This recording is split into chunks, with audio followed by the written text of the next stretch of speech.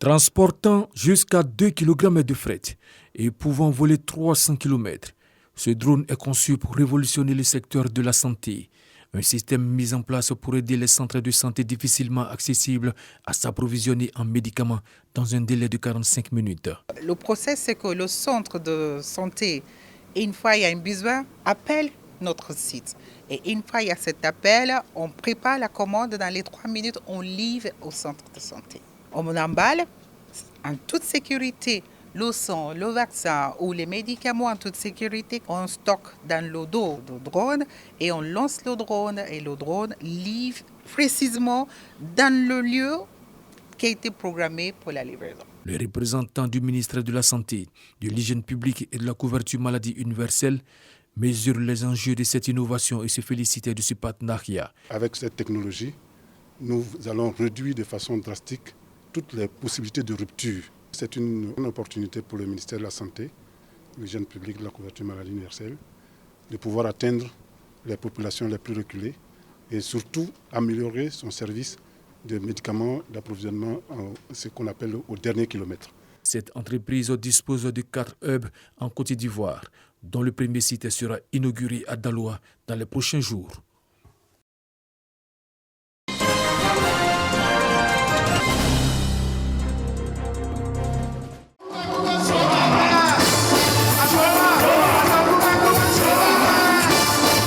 Salle Anoumabo du Palais de la Culture de Treichville, les artistes sensibilisent les enfants et parents contre les violences faites aux enfants. Cela à l'occasion de la Journée internationale de l'enfant célébrée chaque 20 novembre.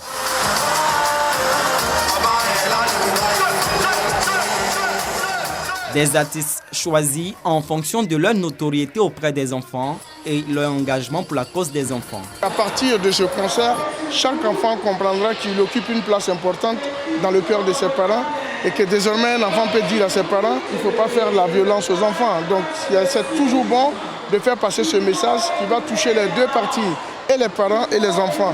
Donc les voix à 4000, c'est d'autres ambassadeurs que nous formons. Ce 20 novembre marque également l'anniversaire de la déclaration de la Convention relative aux droits des enfants. J'ai retenu de cette journée que les grandes personnes doivent respecter nos droits. Nous devons respecter les parents aussi parce que ça nous coûte cher.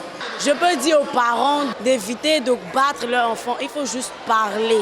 Aujourd'hui, c'est un grand jour, c'est l'anniversaire de la proclamation des droits de l'homme dans un instrument international qu'on appelle la Convention des Nations Unies pour les droits de l'homme. Et cette convention a été ratifiée par notre pays le 4 février 1991.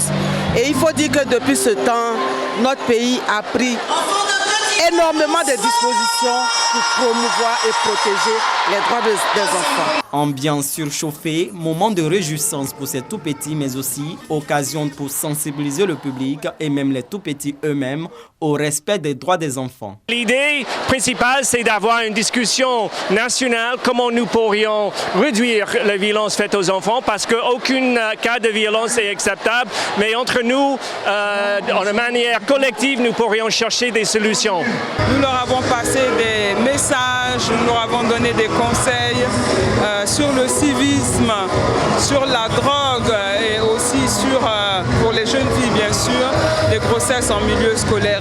Je pense que le message est bien passé, c'était une belle fête. Ce concert vient couronner la campagne Réinventons une Côte d'Ivoire sans violence faite aux enfants, lancée en décembre 2020 sous la présidence de la première dame Dominique Ouattara.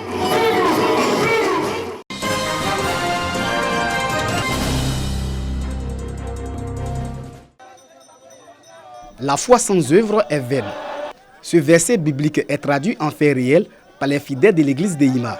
À Awakoro, village du département de Tahabo, venu des 4 coins du pays, les fidèles se sont prêtés à l'exercice du don de sang. Plus de 500 fidèles ont subi les différentes étapes du don de sang. Cette action sociale du Conseil national de Yima s'inscrit dans le cadre des festivités marquant les 100 ans d'existence de l'église de Yima. Les fidèles de Yima donnent leur sang pour d'autres populations, pour d'autres religions, pour d'autres communautés. Cela permet le rapprochement entre nous et les autres communautés. Pour les fidèles d'honneur, donner son sang, c'est témoigner l'amour, la solidarité à autrui, comme le recommandent les Écritures saintes. il est nécessaire de donner son sang pour pouvoir aider les autres qui sont dans le besoin à s'en sortir au cas où. Le responsable local du Centre national de transfusion sanguine salue cet engagement de l'église de Hima, un geste qui soulage les nombreux malades qui ont besoin d'un peu de sang pour recouvrer la santé. D'autres organisations sont appelées à suivre l'exemple des fidèles de Hima. Les festivités marquant les 100 ans d'existence de l'église de Hima sont présidées par le directeur général du groupe RTI, Fosseni Dambélé.